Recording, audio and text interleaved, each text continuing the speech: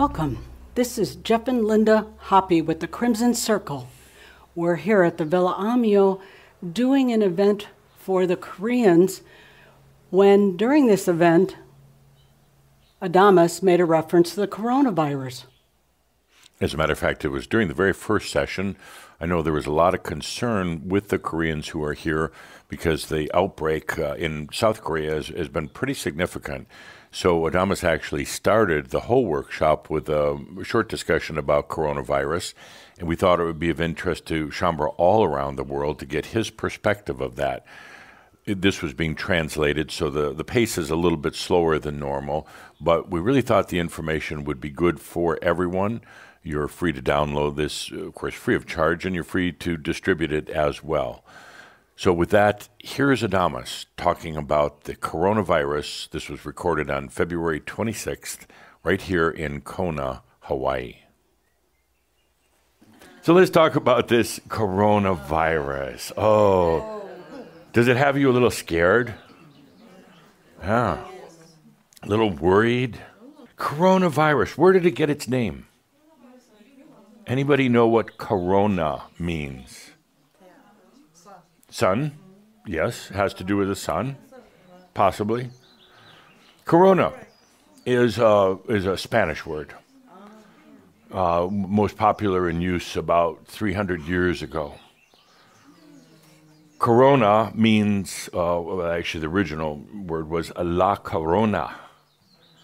La corona, the crown.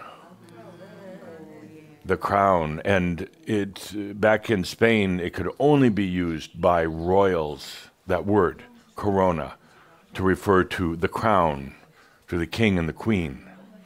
Interesting. Corona also now means circle, and it's also used to refer to the sun, the gaseous hot spot of the sun.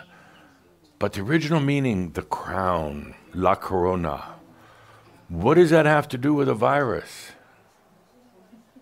Well, let's look at what a virus is. Any virus is just about imbalance in human consciousness.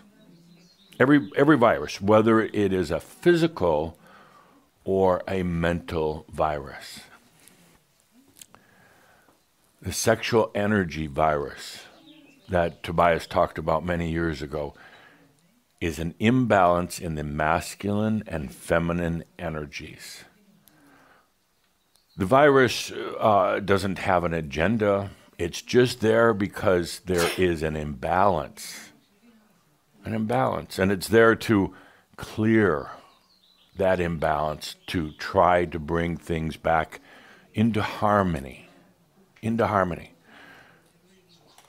So, you possibly know that I've said energy. Energy is nothing other than a communication. That's all energy is, a song, a communication. When the energy gets out of harmony, out of resonance, goes into imbalance, it has to naturally come back to balance. All energy seeks resolution and balance. So if the song of energy is out of balance, something will happen to bring it back into balance. That's one of the things a virus does. Sometimes a physical virus is just as simple as a way of clearing out energy imbalances in your body. The common flu. Everybody gets it. The flu, the regular common flu, is actually okay. It releases toxins and imbalances in your body. It serves a purpose. Generally, once a year, maybe once every 2 years, you get a little flu or a cold. It's designed to bring your energy back into balance. It's a good time to take 2-3 days, lay in bed, sip tea, feel bad, cuddle up, watch something good on television, if there is anything good on television. Do anything except go on Facebook. That's terrible when you're having the flu. Just awful. But we have this special crown virus, the coronavirus right now. It's doing a lot of things. It's getting a lot of worldwide attention. In your country, it's considered an epidemic. Everybody's worried about it. Everybody's afraid to go out, to touch, to go to a restaurant and eat food or to have sex with other people. Maybe not sex, but they're afraid of everything else. So feel into this coronavirus for a moment, the crown on top of the head. Why would that virus be affecting the planet right now? And it will affect for the next 2, 3, maybe 6 months. It could go crazy. I mean, really crazy.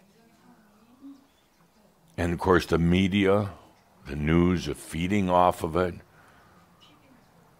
You say the word airport and everybody gets afraid of going to the airport.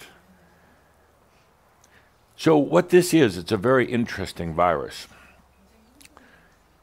It's there because of an imbalance in the economy of the world. It's an economic virus, but it shows up as the flu. So you see, there's a lot of imbalances on the planet right now with economy, finances. I mean, it has been for a long time, but right now it's really coming to the surface. There are a few who have a lot and a lot who have very few.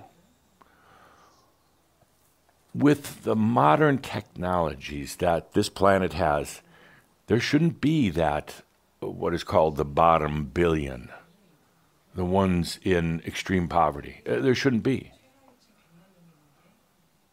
Technology has the ability to provide an even playing field for everyone. Whether you're super rich or very poor, everybody has the ability to have a mobile device, a phone, that has the ability to instantly connect to anywhere in the world, to research anything you want, to do just about anything you want. One of the beauties of technology is it has the capability to democratize the planet. In other words, everyone has the same access. What you do with that access is up to you, of course. But everybody has the same capability. It's not like just a small group has all this information and data at their fingertip and many others don't. No, everyone, just about everyone on the planet has it. As the technology sweeps across the planet, it should be eradicating a lot of the economic imbalances. I'm not talking about socialism or communism. Those are not economic ideals, ideologies or platforms. Those are something else. But I'm talking about the fact that in this planet right now, there shouldn't be people who are starving. There's plenty of food on this planet. And there's plenty of capability to grow more food. Every day, more food goes wasted on this planet than can possibly be eaten by everyone, including those who are starving. Food is thrown away in the farm fields because they can't get it to the market. Food is thrown away at restaurants because people order too much and don't eat all of it. Food is thrown away because the season is ending and there's nothing to do with it. It's the distribution of the food that is causing the problem. There are dictators, governments in the world that withhold food from their people. There are countries in this world that are so filled with corruption that they can't operate efficient distribution, getting food from the farm to the end user. All the capabilities are there. All the capabilities are there. But yet there's a corruption of human consciousness that keeps it from happening. On the planet right now, in most places, not all, but most, there's a tremendous amount of jobs, work. If you don't want to work for somebody else, now with a computer and the internet at your desk, you can create your own business like that, easily, within days. Within days. So everything is there for the planet right now, for humanity to have access, to have goods, to have food, to have medical supplies. But yet there's still this corruption that's causing the imbalance. And that's what this whole thing with the coronavirus is about. You know, the crown, like the royals, like they have it and nobody else does. That's why they call it the coronavirus. I mean, they didn't think of that, but that's the energy behind it. Interesting. So what is this virus going to do besides be big in the news, kill some people, create a lot of fear on the planet? And very few are really going to understand what the coronavirus really represents energetically. You know, kind of the overall concept behind it. What this virus is really going to do in these couple of months ahead is create a lot of economic disruption. Economic disruption. Watch the news and see as plants, factories, all around the world close down, entire cities close down, cruise ships with nobody on them, airplanes with hardly any passengers. Everybody's going to be sitting at home worried about this thing, and it's going to affect the economy. It's going to affect the finances of the planet for a while. Then it'll come back. It'll be okay. But with all the worrying, I wanted to help you to understand what's really going on with this thing called the La Corona. Ultimately about an economic imbalance. So what does that mean to you? Maybe nothing. What does that mean to you? Well, if you're afraid that you might get it, you know, that fear actually will attract it, but if you're afraid you might get it, feel into your own economic imbalance. Let's call it your abundance imbalance. Is there one? Are you abundant in your life, or are you just getting by? Are you struggling to pay the bills?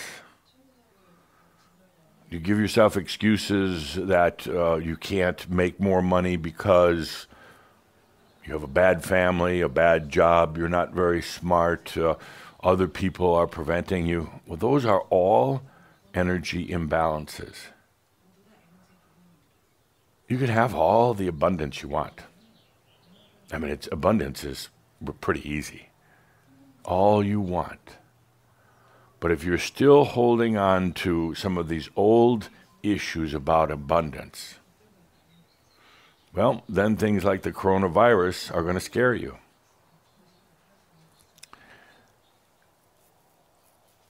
One of the big issues with Shambhala over the years has been about abundance. No money. A lot of it is because of the old spiritual belief that to be spiritual, you had to be poor. You couldn't have a lot of money. Where'd that come from? That's the craziest thing I've ever heard. But so many of the world's religions promote that, while asking you for money for themselves and having, you know, all these mansions and artwork and Vaticans and everything else, asking the poor people for money. Let's take a deep breath with that. I felt it was appropriate to start with our coronavirus talk, because it has so much to do with, right now, with the planet, and even with your journey, letting energy serve you. So watch for the next few months as this virus becomes epidemic all around the world. Watch how it affects the economy of the planet. Interesting.